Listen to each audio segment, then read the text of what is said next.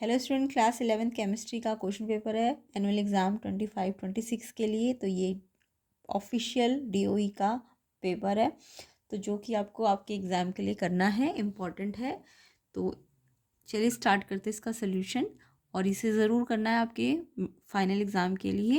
And साथ ही साथ playlist को भी देख लेना, लिंक डिस्क्रिप्शन में प्लेलिस्ट का भी, उसके अंदर भी इंपॉर्टेंट पीवाईक्यूज़ है। तो ये भी एग्ज़ाम के लिए बहुत इंपॉर्टेंट है। तो जिनके एग्ज़ाम नहीं हुए उनको अच्छी तरह से इसे प्रैक्टिस कर लेना है। तो चलिए स्टार्ट करते हैं इसका सेक्शन ही। तो फर्स्ट क्वेश्चन देखेंगे, which of the following contain the maximum number of atom.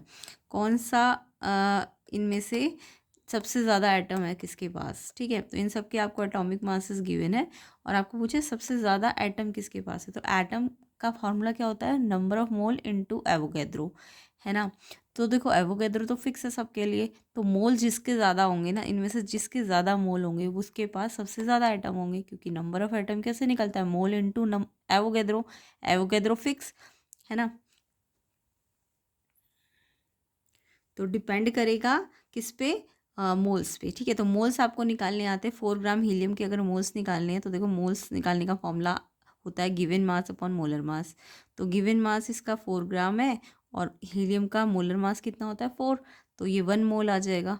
Clear. ऐसी 46 ग्राम सोडियम निकालोगे तो सोडियम का पहले तो मास कितना है इस फॉर्मूले में, और एटॉमिक मास कितना है इसका 23, तो इसे कैंसिल करोगे तो 2 मोल आ जाएंगे इसके पास। और 0.4 मोल सी ए कैल्शियम के, तो आपको मोल्स ऑलरेडी गिवन है तो इसे निकालने की भी ज़रूरत नहीं है। 12 ग्राम हीलियम के निकालो, गिवन मास 12 है और हीलियम का मास कितना होता है 4, तो यहाँ 3 मोल्स आ गए। तो मैंने क्या कहा, नंबर ऑफ एटम का फॉर्मूला क्या होता है, मोल्स इंटू एवोगैड्रो। एवोगैड्रो तो सबका फिक्स है, तो जस्ट नंबर ऑफ एटम किस पे डिपेंड करते हैं, मोल्स पे। तो मोल्स किसके ज़्यादा है, 1 मोल, 2 मोल, 3 मोल की 0.4 मोल।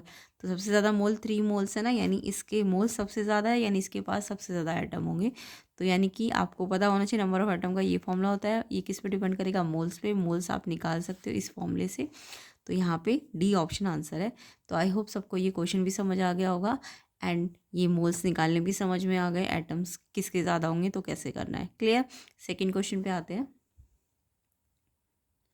तो आंसर क्या है इसका, 12 ग्राम हीलियम के पास सबसे ज़्यादा मोल्स है, इसलिए इसका मैक्सिमम नंबर ऑफ एटम है, डी ऑप्शन।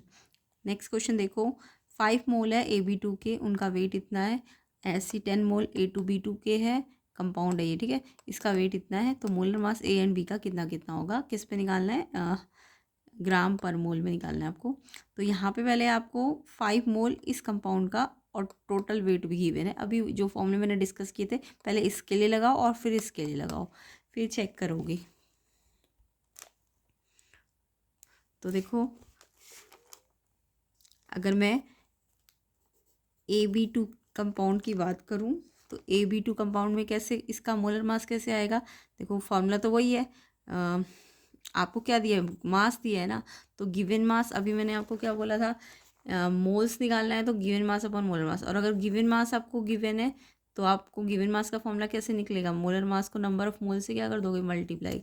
तो यही मास आपको गिवन था ना, तो ये गिवन मास कैसे निकलता है, गिवन मास निकलता है मोल्स को, नंबर ऑफ मोल्स को किससे, AB2 का जो मोलर मास आएगा, मोलर मास उससे मल्टीप्लाई करोगे तो गिवन मास आएगा। गिवन मास आपको गिवन है 125, तो AB2 का मोलर मास कैसे निकलेगा, ए का एक एटम है, यानी मास एक, ए का तो एक ही बार लेंगे, एंड बी के 2 एटम है तो 2 बार लेंगे मास ऑफ बी। क्लियर। तो और नंबर ऑफ मोल कितने बोले थे इसके, 5 है ना, AB2 के कितने हैं 5, तो ये फॉर्मूला लगा दिया हमने। तो यहाँ पे 5 से डिवाइड कर सकते हो इसको, तो ये 25 हो जाएगा, ये 5 यहाँ जाके डिवाइड हो गया, तो ये फर्स्ट इक्वेशन आ गई। सेम ऐसे ही A2B2 के लिए आपको कितना दिया हुआ है, ध्यान से देखो क्वेश्चन में, A2B2 के लिए 10 मोल है और वेट आपको गिवन है, यानी मास भी गिवन है। A2B2 के लिए फॉर्मूला क्या हो जाएगा, A2B2 के लिए फॉर्मूला, ए का भी 2 एटम है यानी 2 mass atom, 2 molar mass of A, plus इसका भी 2 है तो 2 mass of B. Clear. And ये 10 मोल्स है इस फॉर्मूले के अकॉर्डिंग, तो 10 moles into molar mass equals to given mass. Given mass आपको 300 ग्राम है। अब आपको ये 10 को यहाँ ला के डिवाइड करना, तो ये 30 बचा, तो ये आपकी सेकेंड इक्वेशन आ जाएगी। अब आपको ए और बी का मास निकालना है, तो दोनों को एलिमिनेशन कर दो, तो मास ऑफ बी से मास ऑफ बी अगर हटाना है, माइनस करना है, तो 2 में से फर्स्ट को माइनस करो तो ये कट जाएगा, माइनस हो जाएगा, और इसमें से ये प्लस है, ये माइनस हो जाएगा, तो ये प्लस माइनस माइनस का एम ए एक बचेगा ना, ये 2 है और ये 1 है, तो 1 एम ए बचेगा। इधर 25 माइनस 30 करोगे तो 5 माइनस का, माइनस से माइनस करके मास ए का 5 आ जाएगा। अब ए का मास इसमें रख दो तो मास ऑफ बी 10 आ जाएगा। ऑप्शन डी इसका आंसर है। तो दोनों को एलिमिनेशन से आपको सॉल्व करना था। तो आई होप सब में फॉर्मूले समझ आ गए होंगे। गिवन मास है तो ये वाला फॉर्मूला, मोल निकालने हैं तो गिवन मास को इसके मोलर मास से डिवाइड, तो ये बेसिक फॉर्मूलेज है। क्लियर। नेक्स्ट क्वेश्चन पे आते हैं। तो क्वेश्चन इसका सेकंड का आंसर डी होगा, 5 और 10। क्लियर। आगे की क्वेश्चन देखेंगे। थर्ड क्वेश्चन देखिए, the electron identified by quantum number n n l. तो एन एन एल के अकॉर्डिंग इलेक्ट्रॉन देखने किस में ज़्यादा है। तो इलेक्ट्रॉन कैसे निकालते हैं, एन और एल रूल से। एन प्लस एल रूल जो होता है उसमें पहले आप एन प्लस एल निकालो, जिसका जितना ज़्यादा एन प्लस एल होगा उसकी एनर्जी हायर होगी। क्लियर। और अगर एन प्लस एल सेम आ गया तो आपको एन देखना पड़ेगा किसका ज़्यादा है। तो देखिए रूल क्या है, हायर जितना एन प्लस एल होगा उतनी एनर्जी ज़्यादा है। और अगर by chance n plus l same हो, एन प्लस एल निकाला आपने और वो इक्वल आ गया, तो आपको कौन सा वाला लेना है जिसका एन ज़्यादा होगा। तो फर्स्ट वाले में अगर मैं देखूँ, क्वेश्चन देखो फर्स्ट में एन 4 है और एल 1 है, तो एन प्लस एल लगाओ, 4 + 1 5 हो जाएगा। इस पे एन प्लस एल लगाओ, एन 4 है, एल 0, तो 4 + 0 4 आ जाएगा। इसका 3 2 5, इसका 3 1 4। तो एन प्लस एल निकाल के देखना है पहले आपको। क्या निकाल के देखना है, एन प्लस एल निकाल के देखना है। तो हमने एन प्लस एल सबका निकाला, 4 + 1 5, 4 + 0 4, 3 + 2 5, 3 + 1 4। अब देखो मैंने क्या रूल बताया था आपको, जितना ज़्यादा एन प्लस एल उतनी ज़्यादा एनर्जी, यानी उसके पास उतने ज़्यादा इलेक्ट्रॉन, है ना। तो इंक्रीजिंग एनर्जी का ऑर्डर लगाना था। इंक्रीजिंग एनर्जी का ऑर्डर का मतलब पहले सबसे छोटा है, सबसे कम एनर्जी, यानी सबसे कम से लेस एनर्जी से कहाँ पे जाना था आपको, हायर एनर्जी की तरफ, है ना। इंक्रीजिंग ऑर्डर तो यही होता है ना। तो लेस एनर्जी किसके पास है, जिसका एन प्लस एल सबसे कम आया होगा। अब सबसे कम तो 4 है, 4 तो 2 जगह पे आ रहा है। तो अगर ये सेम आ रहा है तो दूसरा रूल क्या कहता है कि एन प्लस अगर इक्वल है तो जिसके पास एन ज़्यादा उसके पास ज़्यादा एनर्जी होगी, उसके पास ज़्यादा एनर्जी होगी, हायर एनर्जी होगी। क्लियर। तो ये सेम, पहले तो एन प्लस एल के अकॉर्डिंग हमें कम एनर्जी वाला ये वाला ऑर्डर लगाना है ना। इंक्रीजिंग का मतलब पहले कम वाला लेना है। तो ये कम वाले हैं, दोनों सेम है। अब इनमें से भी कौन सा कम है, जिसके पास एन कम है। जिसके पास एन ज़्यादा हो उसके पास ज़्यादा एनर्जी, तो जिसके पास एन कम होगा तो उसके पास कम एनर्जी होगी। तो यानी फोर्थ की एनर्जी सेकंड से क्या है, कम है। फोर्थ की सेकंड से कम है, तो फोर्थ की सेकंड से कम है। फिर अब 5 वाला नेक्स्ट आता है, उसकी हायर एनर्जी है। 5 वाले तो 2 है, फिर से एन प्लस एल, ये सेम है दोनों का। तो अब फिर से देखो किसकी कम एनर्जी है, जिसका एन कम है। तो इन दोनों में एन किसका कम है, इसका। तो इसका क्योंकि सेम एन प्लस एल है तो आपको एन देखना पड़ेगा। एन 3 है, इसका 4 है, तो इसका कम एनर्जी है, इसका ज़्यादा एनर्जी है। तो अब थर्ड और फर्स्ट की बात करें तो थर्ड की कम है और फर्स्ट की ज़्यादा है। तो अब आप इनको मर्ज कर लीजिए, सबसे कम इस पे है, फिर इस पे है, फिर इस पे है, फिर इस पे है। तो ये ऑर्डर बनेगा, फोर्थ सबसे कम एनर्जी, फिर सेकंड, फिर थर्ड, लास्ट में सबसे ज़्यादा एनर्जी फर्स्ट के पास है। तो ऑप्शन ए इसका करेक्ट है। तो ऐसे करके एन प्लस एल रूल लगाया जाता है। नेक्स्ट क्वेश्चन देखिए, तो इसका आंसर क्या हो जाएगा, ए ऑप्शन। ये पहले क्या आएगा, फोर्थ, फिर सेकंड, फिर थर्ड, फिर फर्स्ट, ये वाला है ऑप्शन ए। ये गलती से मिसप्रिंट हो गया, डी है ये वाला आंसर है आपका, ए वाला। ठीक है। नेक्स्ट देखो, कंसीडर द फॉलोइंग मॉलिक्यूल्स। तो आपको CO2, H2O, BF3, NH3 इनको देखना है, इनके स्ट्रक्चर आप बना सके देख लो। और फिर ना इसमें ना आपको बोला कि इसके पास sp3 हाइब्रिडाइजेशन है, sp3। तो sp3 हाइब्रिडाइजेशन के लिए आपको इनके स्ट्रक्चर पता होंगे तो आप sp3 पता लगा सकते हो। sp3 का मतलब आपको क्या, sp3 कैसे पता चलेगा, आपको सिग्मा और लोन पेयर को देखना पड़ेगा, सिग्मा बॉन्ड और लोन पेयर को, और उनको प्लस करके देखो कि वो 4 आने चाहिए। अगर 4 आए तो sp3 है, ऐसे एक p3, यानी 4 आने चाहिए, सिग्मा प्लस लोन पेयर, तो आपका sp3 हो जाएगा। तो स्ट्रक्चर आई होप सबको बनाना आता होगा इनका। जैसे CO2 की बात करते हैं तो CO2 में देखो C और O के डबल बॉन्ड होते हैं ना साइड में, ये स्ट्रक्चर होता है। तो इसमें देखो फर्स्ट वाला जो बॉन्ड होता है वो तो सिग्मा होता है, ये वाला भी सिग्मा, ये जो सिंगल बॉन्ड होता है पहला वाला वो सिग्मा होता है, और जो सेकंड वाला बॉन्ड जो डबल बॉन्ड आता है वो पाई होता है। तो इसमें देखो पाई को हमें कंसीडर नहीं करना, क्योंकि हमें जस्ट सिग्मा और लोन पेयर को कंसीडर करना है। तो यहाँ लोन पेयर तो सेंट्रल एटम के पास देखना पड़ेगा, ठीक है, किसके पास, सेंट्रल एटम के पास। तो सेंट्रल एटम के पास तो कोई लोन पेयर ही नहीं है, 2 सिग्मा है इसके पास, तो 2 सिग्मा है और लोन पेयर नहीं है। तो 2 सिग्मा का मतलब ये SP है बस, यानी एक S एक P, तो 2 बन गए ना, तो 2 सिग्मा है इसमें, तो SP है ये। H2O की बात करो तो H2O का स्ट्रक्चर ऐसा होता है, H के सिंगल सिंगल 2 बॉन्ड होते हैं, और O के पास देखो 1 2 3 4 यूज़ हो गए, तो 4 इलेक्ट्रॉन बचे, तो लोन पेयर कितना बचा, 2 लोन पेयर बचा। तो इसके पास ये सिंगल बॉन्ड को क्या कहते हैं, सिग्मा कहते हैं ना। तो 2 सिग्मा है और 2 लोन पेयर है, तो जोड़ोगे तो 4 आ गया ना, 2 और 2 4, तो 4 का मतलब SP3 होता है, एक SP3, तो 4 हो गए ना। तो ऐसे करके, तो यस ये SP3 है H2O। नेक्स्ट वाला देखो BF3, तो BF3 का भी आपको स्ट्रक्चर आता होगा। तो BF3 का स्ट्रक्चर बना के देखोगे तो इसमें सेंट्रल एटम के साथ 3 बॉन्ड है सिग्मा के, तो 3 सिग्मा है और लोन पेयर नहीं बचेगा इसमें, 0 लोन पेयर है, तो 3 आ जाएगा। तो ये 3 ही आया ना, तो 3 का मतलब एक S 2 P, तभी तो 3 बनेगा, एक S 2 P, एक S है और 2 P है, तो SP2 बनाना 3 में, तो यानी कि ये वाला तो SP2 है। उसके बाद ये थर्ड है। फोर्थ वाला देखो, फोर्थ में NH3 का भी आपको आता होगा बॉन्ड बनाना, स्ट्रक्चर बनाना। तो NH3 में क्या होता है, H के 3 बॉन्ड आते हैं सेंट्रल एटम N के साथ, तो और तीनों सिंगल बॉन्ड होते हैं, तो सिंगल बॉन्ड को सिग्मा कहते हैं। तो 3 सिग्मा आते हैं और एक लोन पेयर भी बचता है इसका, तो 3 और 1 4, 4 का मतलब SP3 होता है, तो ये भी SP3 है। तो आपके SP3 कौन कौन से है, एक तो H2O और एक NH3, तो ये 2 आए हैं SP3। तो ऐसे करके आप SP3 SP2 पता लगाते हो। तो आपको SP3 वाले बोले थे, तो सेकेंड और फोर्थ ऑप्शन C इसका आंसर है। तो इसमें SP3 वाले कितने हैं, एक तो H2O और एक NH3, तो यहाँ पे सेकेंड फोर्थ यानी ऑप्शन C आंसर है।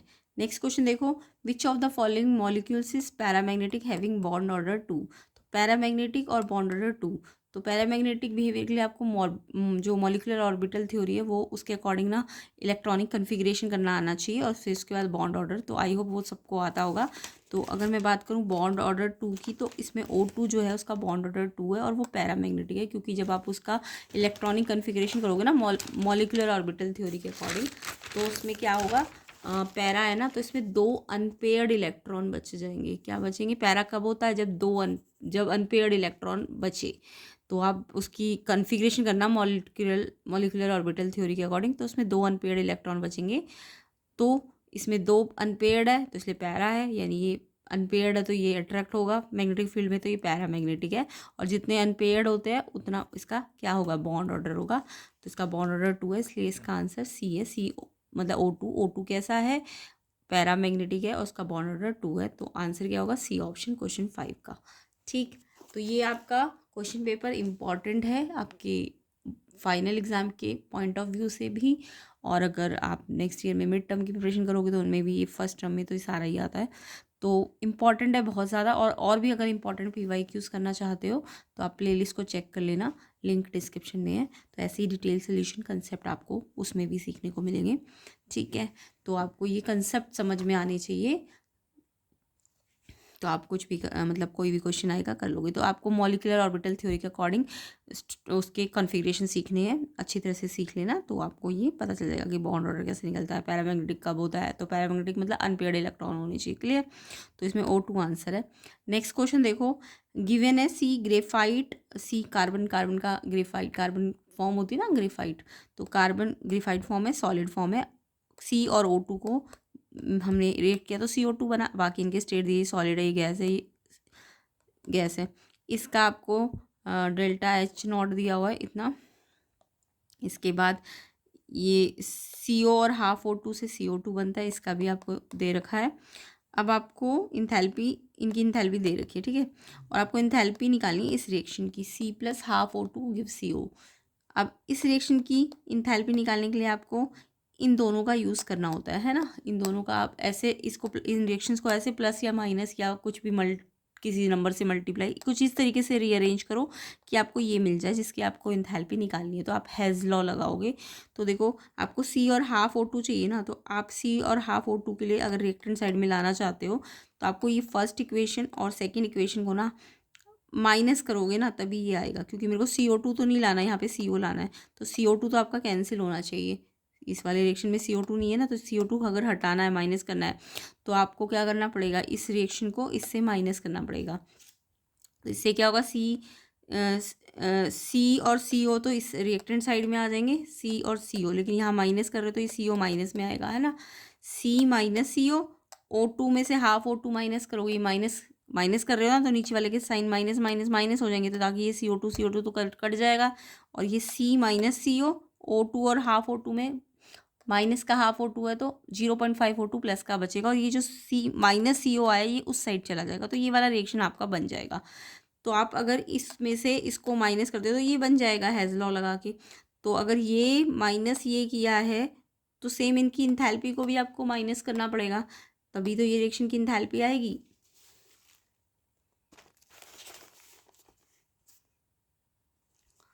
तो ये आपको गिवन था, ये भी गिवन था, आपको ये फाइंड करना था। तो ये फाइंड करने के लिए हमने इसमें से इसको माइनस किया, तो माइनस किया तो इनके नीचे वालों के साइन बदले, तो ये तो कट जाएगा। ये कितना बचेगा, 0.5 प्लस का O2 और C माइनस CO उस साइड चला जाएगा, तो ये CO गिव्स, तो ये वाला मिल जाएगा जो आपको चाहिए। तो जो आपने यहाँ माइनस किया तो सेम आपको इसमें से इसको माइनस करना पड़ेगा। क्लियर। तो आप फर्स्ट में से सेकंड को माइनस करोगे हेज लॉ लगा के, तो आपको फर्स्ट गिवन था इतना और ये इतना, तो ये माइनस में गिवन है, और फिर माइनस करेंगे, ये भी माइनस में गिवन है, तो माइनस माइनस प्लस हो जाएगा, ये क्या हो जाएगा, प्लस।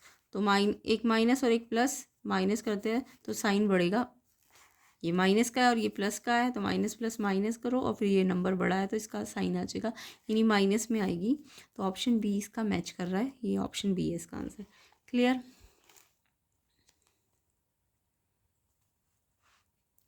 तो यहाँ पे कितना आएगा, बी -110.5 किलो जूल पर मोल। नेक्स्ट क्वेश्चन देखो, फॉर एन आइसोलेटेड सिस्टम, आपको ये केसेस बताने हैं कि आइसोलेटेड सिस्टम है अगर, तो उसकी जो ये डेल्टा यू है और डेल्टा एस है वो कैसा साइन लेगा। तो आइसोलेटेड सिस्टम का मतलब क्या होता है, आइसोलेटेड सिस्टम का मतलब होता है कि जिसके पास कोई एनर्जी और मैटर एक्सचेंज ना हो, जिसमें कोई एनर्जी भी एक्सचेंज ना हो, मैटर का भी एक्सचेंज ना हो, तो उसे आइसोलेटेड कहते हैं। तो जब भी आइसोलेटेड होता है ना, तो उसका जो डेल्टा यू होता है वो तो जीरो होता है, क्योंकि वो आइसोलेटेड है, तो उसमें कोई एनर्जी मैटर एक्सचेंज नहीं हो रहा, तो डेल्टा यू जीरो है उसका। और बट वो क्वेश्चन में आपको आइसोलेटेड सिस्टम है बट वो स्पॉन्टेनियस रिएक्शन है अगर, तो उसकी जो डेल्टा एस होगी वो क्या होगी, पॉजिटिव होगी। क्लियर।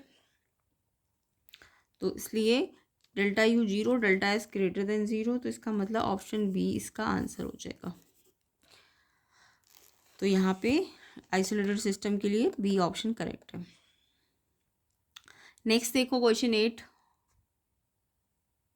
तो बी ऑप्शन है इसका आंसर। ठीक है। Next, the best suitable method sequence of reaction to convert benzene into para chlorotoluene. तो आपको बेंजीन से पैरा क्लोरोटोलीन बनाना है, तो इसमें से कौन सा मेथड है सबसे अच्छा। तो देखो सबसे पहले तो आपको CH3Cl में एनहाइड्रस Cl लेना है, लेकिन ये स्टेप नहीं फॉलो होगा।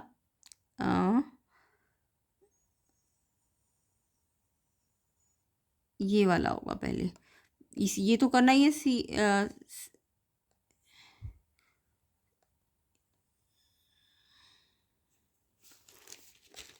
ये वाला करेंगे, सी वाला। तो CH3Cl में एनहाइड्रस Cl लोगे जब आप, तो क्या होगा, आपका टोलीन बनेगा। क्या बनेगा, पहले आप फर्स्ट स्टेप करोगे ना, CH3Cl में AlCl3 करोगे तो टोलीन बनेगा, और फिर टोलीन को सेकेंड स्टेप दोगे, ये फर्स्ट स्टेप है।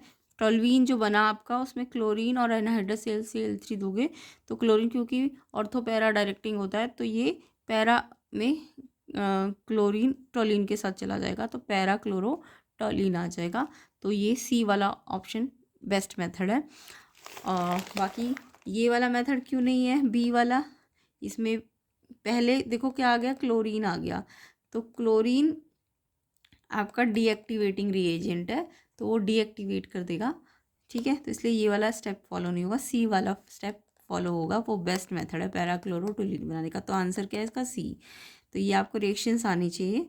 नेक्स्ट क्वेश्चन देखो, फॉर द इक्विलिब्रियम अगर 2x गैसियस स्टेट में और gives 2y solid and Z gaseous और ये इक्विलिब्रियम में है, तो आपको इक्विलिब्रियम कांस्टेंट के सी रिएक्शन का गिवन है, इंथैल्पी ऑफ रिएक्शन भी गिवन थी, और आपको के पी निकालना है इतने टेम्परेचर पे, इतने 300 केल्विन टेम्परेचर पे।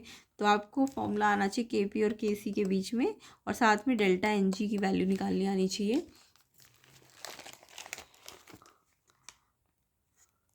तो यहाँ पे के पी और के सी में रिलेशनशिप सबको आता होगा, के P equal to K C R T delta n g. अब ये डेल्टा एन जी कैसे निकलता है? ये निकलता है मोल्स ऑफ गैसियस प्रोडक्ट, जो प्रोडक्ट साइड में गैसियस होगा उसके मोल लेने हैं, minus mole of gaseous reactant, जो रिएक्टेंट साइड में गैसियस होंगे उनके मोल्स को आपको माइनस करना है। तो ये रिएक्शन दिया 2x, देखो गैसियस है, ये रिएक्टेंट साइड है, 2y तो सॉलिड है, उसको कंसीडर मत करना क्योंकि y सॉलिड को एक्सक्लूड किया जाएगा। तो y वाला तो सॉलिड है, उसे हटा दो। ये रिएक्टेंट साइड है और ये प्रोडक्ट साइड है, तो पहले प्रोडक्ट साइड के गैसियस वाले लेने हैं। तो यहाँ तो प्रोडक्ट साइड में ये तो सॉलिड है, इसे तो मतलब गैसियस वाला जेड है, कितना है इसके आगे मोल, मोल कितना है? 1 है ना, तो 1 है। और फिर गैसियस रिएक्टेंट जो है, रिएक्टेंट साइड ये है, तो इसमें एक्स के कितने मोल है? 2। तो 1 में से 2 माइनस हो जाएगा, तो -1 डेल्टा एन जी आ जाएगा। अब आप इस फॉर्मूले में वैल्यूज़ पुट कर दो, के पी निकालना है तो के सी आपको 300 दिया था, आर आपको नहीं दिया है, टी टेम्परेचर 300 केल्विन दिया है, और डेल्टा एन जी आपका -1 आ गया है। अब ये -1 पावर, तो ये क्या हो जाता है, जब पावर माइनस में हो तो ये बेस ये जो है ये रेसिप्रोकल हो जाएगा, यानी ये ऊपर है तो ये नीचे चला जाएगा। ये 300 तो ऊपर ही रहेगा, बट इस पे माइनस है ना, तो ये नीचे आ जाएगा। तो 300 से 300 1/r आंसर हो जाएगा ऑप्शन डी। तो ऑप्शन डी इसका आंसर है। तो सिंपल फॉर्मूला लगाना था और डेल्टा एन जी आपको निकालना आना चाहिए। क्वेश्चन 9 का आंसर डी ऑप्शन हो जाएगा। तो इंपॉर्टेंट है आपके फाइनल एग्जाम के लिए, आपको इसे अच्छी तरह से प्रैक्टिस करना है। इसके अलावा मैं कंसेप्ट भी समझा रही हूँ, तो कंसेप्ट भी आपको सीखने को मिल रहे हैं। तो फाइनल के लिए आपका ऑफिशियल है ये, तो आपको अच्छी तरह से प्रैक्टिस भी करना है, एंड प्लेलिस्ट को भी प्रैक्टिस कर लेना, लिंक डिस्क्रिप्शन में। तो इसका आंसर 1/r आ जाएगा। नेक्स्ट क्वेश्चन देखो, और फिजिक्स मैथ्स की प्रैक्टिस भी कर सकते हो आप, प्लेलिस्ट बनी हुई है, प्लेलिस्ट सेक्शन में से प्लेलिस्ट पे जा सकते हो। 10th क्वेश्चन देखो, the major product form in the following reaction. तो यहाँ पे क्या प्रोडक्ट बनेगा? तो जब आप इस रिएक्टेंट को डाइल्यूट H2SO4 दोगे तो आपको मिलेगा इसमें ये H2SO4 है ना, methyl cyclohexanol all 2 methyl 1 methyl 1 methyl, ये बनेगा फर्स्ट ए वाला 1 मिथाइल साइक्लोहेक्सेनॉल। तो इसके लिए आपको जो मैकेनिज्म होता है वो उसका रूल आना चाहिए। तो फिलहाल तो इसका आंसर ए है, आप इसके मैकेनिज्म को देखना बुक से, ठीक है। तो ये 10th का आंसर क्या होगा? ए। नेक्स्ट क्वेश्चन देखो, oxidation state of chromium Cr2O7 में। अब इसकी ऑक्सीडेशन स्टेट निकालना का रूल्स आपको आने चाहिए। ऑक्सीडेशन स्टेट्स कैसे निकाली जाती है? तो जो भी कंपाउंड होता है ना, उसके आपको, जैसे क्रोमियम की निकालनी है तो उसको तो x मान लो उसकी ऑक्सीडेशन स्टेट को। अब उसके पास कितने एटम है? 2, तो 2 को x से मल्टीप्लाई करो। फिर O के कितने एटम है? 7, और O का आपको ऑक्सीडेशन स्टेट पता होना चाहिए, O का -2 होता है, और ओवरऑल पे जो ऑक्सीडेशन स्टेट है वो इक्वल में चली जाएगी। इसमें इस पूरे में कितनी ऑक्सीडेशन स्टेट है? 2 माइनस, तो वो इसकी और इसकी oxidation state equals to this, ये क्योंकि ओवरऑल पे है ना 2 माइनस, तो ये इधर आ जाएगा। अगर कुछ नहीं होता ओवरऑल पे तो 0 लगाते, बट यहाँ 2 माइनस है तो इधर -2 आएगा। तो जिसकी निकालनी है उसको x माना, तो ये 2 एटम है तो 2 इंटू एक्स, ये 7 एटम है, और एक ऑक्सीजन की ऑक्सीडेशन स्टेट -2 होती है, और ओवरऑल की कितनी है? -2। अब इसे x के लिए सॉल्व करना था आपको, तो ये क्रोमियम की ऑक्सीडेशन स्टेट आ जाएगी। तो 2x यहीं रहेगा, -14 उधर जाके प्लस हो जाएगा, प्लस माइनस प्लस का 12, x निकालना है तो 6 आ जाएगा। तो x6 किसकी ऑक्सीडेशन स्टेट थी? क्रोमियम की, तो 6 है क्रोमियम की ऑक्सीडेशन स्टेट। क्लियर? तो सी ऑप्शन इसका आंसर है। ऐसे करके आपको ऑक्सीडेशन स्टेट निकालनी होती है। तो आंसर क्या है इसका? +6। नेक्स्ट क्वेश्चन देखो, number of sigma bond and pi bond in ethyne molecule dash and dash. तो आपको इथाइन मॉलिक्यूल तो बनाना आता ही होगा। कैसे बनता है इथाइन? इथाइन है तो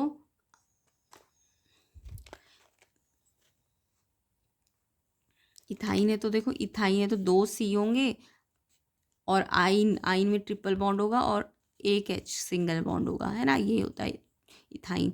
अब मैंने आपको बताया सिग्मा बॉन्ड क्या होता है, जो सिंगल बॉन्ड होते हैं ना उसे सिग्मा कहते हैं। ये सिग्मा है और ये वाला भी सिग्मा है, और जो अब ट्रिपल बॉन्ड है उसमें पहला वाला सिग्मा होगा और बाकी बचे हुए 2 पाई होंगे, तो इसमें 2 पाई है। पहला जो बॉन्ड है ट्रिपल बॉन्ड में वो सिग्मा होता है, और जो बचे हुए बॉन्ड होते हैं वो पाई होते हैं, तो इसमें 2 पाई बॉन्ड है, ठीक है।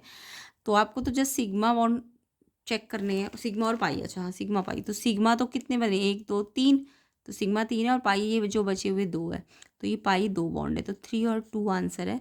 तो ऑप्शन सी इसका आंसर है। तो पहले आपको सिग्मा बोला था और फिर बाद में पाई बोला था ना, तो सिग्मा पहले बताना।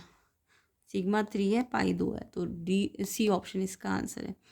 नेक्स्ट क्वेश्चन देखो, नेक्स्ट क्वेश्चन 13 एजर्शन रीजन है। साइक्लोपेंटा डाई इनाइल एनायन एरोमेटिक होता है, तो इसके लिए एरोमेटिक चेक करने के लिए आपको हकल्स रूल लगाना पड़ता है, ये सबको पता होगा। और आंसर रीजन में दिया है, साइक्लोपेंटा डाई इनाइल में 6 पाई इलेक्ट्रॉन होते हैं। तो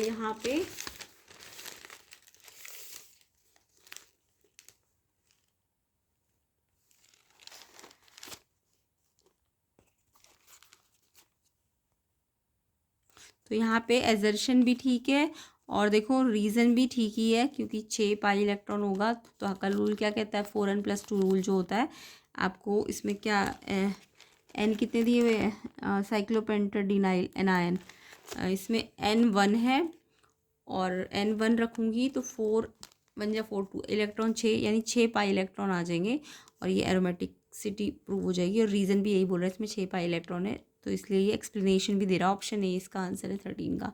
तो आपको हकल्स रूल लगाना आना चाहिए, और ये आप स्ट्रक्चर पहले बना के देख लेना और फिर चेक करना हकल्स रूल के जो रूल्स होते हैं, ठीक है। तो इसका आंसर ए ऑप्शन है। एजर्शन रीज़न करेक्ट भी और एक्सप्लेनेशन भी करेक्ट है।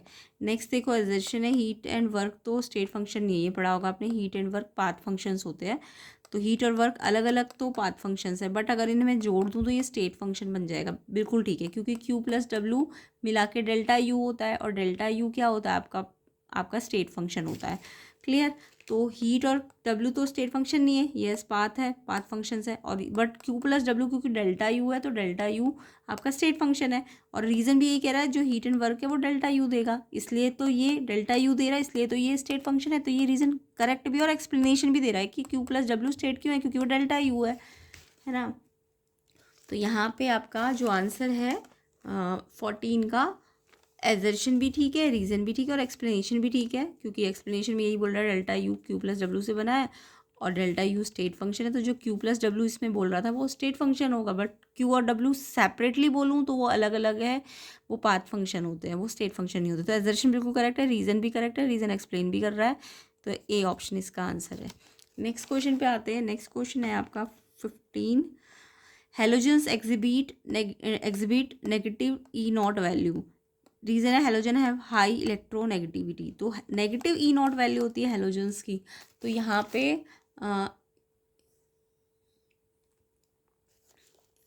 पे हेलोजेंस की आपको प्रॉपर्टी आनी चाहिए। देखो हेलोजेंस जो होते हैं ना वो स्ट्रॉन्ग ऑक्सीडाइजिंग एजेंट होते हैं, क्लोरीन हो गया, फ्लोरीन, ब्रोमीन, ये सब हेलोजेंस होते हैं। ये स्ट्रॉन्ग ऑक्सीडाइजिंग एजेंट होते हैं, यानी कि इनकी आपको पता है ना क्लोरीन क्या करता है, क्लोरीन एक इलेक्ट्रॉन गेन करके Cl- एटम बनाता है। तो ये कोई भी हेलोजन X+ इलेक्ट्रॉन गेन करके X- बनाता है। तो अगर ये गेन कर रहा है इलेक्ट्रॉन को, तो गेन इलेक्ट्रॉन को जो करते हैं वो तो पॉजिटिव E0 वैल्यू देंगे ना, तो ये तो E0 वैल्यू नेगेटिव बोल रहा था, एजर्शन गलत है, बट रीज़न करेक्ट है। रीज़न तो सही है ना, रीज़न बोल रहा है कि हेलोजेंस हाईली इलेक्ट्रोनेगेटिव होते हैं, ये तो आपने पढ़ा होगा, हेलोजेंस क्या होते हैं, हाईली इलेक्ट्रोनेगेटिव होते हैं, बट उनकी नेगेटिव E0 वैल्यू नहीं होती, पॉजिटिव होती है, क्योंकि वो गेन करते हैं इलेक्ट्रॉन को। तो एजर्शन गलत है, रीज़न सही है, इसका मतलब एजर्शन गलत है, रीज़न सही है, ऑप्शन डी है इसका आंसर। नेक्स्ट क्वेश्चन देखो, एजर्शन है chlorine has most negative electron gain enthalpy among halogens. Chlorine की सबसे ज़्यादा नेगेटिव इलेक्ट्रॉन गेन इंथैल्पी है सारे हेलोजेंस में, नहीं, ये यहाँ पे हेलोजेंस में फ्लोरीन जो होता है ना उसकी सबसे ज़्यादा इलेक्ट्रॉन गेन इंथैल्पी होती है। क्लोरीन की इलेक्ट्रॉन नेगेटिविटी ज़्यादा है, बट फ्लोरीन जो होता है वो इलेक्ट्रॉन गेन इंथैल्पी सबसे ज़्यादा लेता है, क्योंकि उसका स्मॉल साइज होता है, ये आपने पढ़ा होगा। फ्लोरीन में फ्लोरीन सबसे ऊपर होता है ना, फ्लोरीन फिर क्लोरीन फिर ब्रोमीन फिर आयोडीन। तो क्लोरीन की इलेक्ट्रोनेगेटिविटी तो ज़्यादा है, बट क्लोरीन की इलेक्ट्रॉन गेन एंथैल्पी सबसे ज़्यादा नहीं है, वो फ्लोरीन की ज़्यादा होती है। तो यहाँ क्लोरीन बोल रहा है तो ये गलत है। रीज़न है क्लोरीन स्मॉलेस्ट साइज का है एंड हाईएस्ट इलेक्ट्रॉन, एक minute, chlorine has most negative electron gain enthalpy among halogens, highest electron, अच्छा उल्टा है, इलेक्ट्रॉन गेन एंथैल्पी इसकी सबसे नेगेटिव होती है, यस, बट इसका ये स्मॉलेस्ट साइज का नहीं होता, वो फ्लोरीन होता है, जो मैंने अभी आपको बताया फ्लोरीन नहीं होता, फ्लोरीन होता है स्मॉलेस्ट साइज का, और इसलिए उसकी इलेक्ट्रोनेगेटिविटी सबसे ज़्यादा होती है। तो रीज़न तो करेक्ट नहीं है, रीज़न गलत है, स्मॉलेस्ट साइज का नहीं होता, फ्लोरीन होता है, बट ये सही है, क्लोरीन की most electron negative electron gain enthalpy होती है। ठीक है, तो क्लोरीन का साइज़ फ्लोरीन से बड़ा है, क्लियर, तो वो क्या कर सकता है, वो इस आसानी से इलेक्ट्रॉन गेन कर सकता है, तो इसलिए उसकी इलेक्ट्रॉन गेन एंथैल्पी ज़्यादा है, बट वो नेगेटिविटी की बात करें तो फ्लोरीन की ज़्यादा है। तो यहाँ यहाँ इलेक्ट्रोनेगेटिविटी किसकी ज़्यादा है, फ्लोरीन की, क्योंकि उसका स्मॉल साइज है ना कि क्लोरीन का। तो रीज़न गलत है बट एजर्शन ठीक है, क्योंकि क्लोरीन का साइज़ बड़ा है, वो आसानी से इलेक्ट्रॉन गेन करेगा, तो उसकी इलेक्ट्रॉन गेन एंथैल्पी फ्लोरीन से भी ज़्यादा होगी। समझ आया? तो एजर्शन सही है, रीज़न गलत है, इसका मतलब ऑप्शन सी है इसका आंसर। तो 15 का डी है, 16 का सी है। तो आई होप आपको ये सारे एजर्शन रीज़न भी समझ आ गए होंगे एंड ऑब्जेक्टिव क्वेश्चंस भी समझ आ गए होंगे, कंसेप्ट भी समझ आ गए होंगे। सेक्शन बी और सी को हम नेक्स्ट पार्ट में कवर करेंगे, आगे के क्वेश्चंस को। तो आप क्वेश्चंस देख लीजिए, ये आपको इम्पॉर्टेंट भी है, आप प्रैक्टिस कर लेना इनकी, और वीडियो को ज़्यादा से ज़्यादा शेयर भी कर देना ताकि आपको सेक्शन बी सी के भी आंसर्स जल्दी से जल्दी मिल सके। तो ज़्यादा से ज़्यादा शेयर करो वीडियो, 500 लाइक जल्दी जल्दी कर दो ताकि मैं इसको सेक्शन बी और सी को भी कंप्लीट कर सकूं। और सेक्शन डी ई को भी आप चेक कर लेना, इसके क्वेश्चंस भी आपको प्रैक्टिस करने हैं अच्छी तरीके से। तो इम्पॉर्टेंट है आपके पॉइंट, एग्ज़ाम के पॉइंट ऑफ व्यू से, साथ ही साथ प्लेलिस्ट को भी प्रैक्टिस कर लेना। तो ये सारे क्वेश्चंस बहुत इंपॉर्टेंट है, ऑफिशियल है, इसलिए आपको इन्हें अच्छी तरह से प्रैक्टिस करना है। तो आई होप सब बच्चे प्रैक्टिस भी करेंगे एंड कंसेप्ट भी सीखने को मिलेंगे आपको। और पार्ट 2 अगर बना तो आपको उसका लिंक डिस्क्रिप्शन में मिल जाएगा, एंड प्लेलिस्ट का लिंक भी मैं डिस्क्रिप्शन में डाल दूँगी। इसके लिए आपको वीडियो को ज़्यादा से ज़्यादा शेयर करना है, लाइक करना है, एंड चैनल को, नए हो चैनल में तो चैनल को सब्सक्राइब करना है।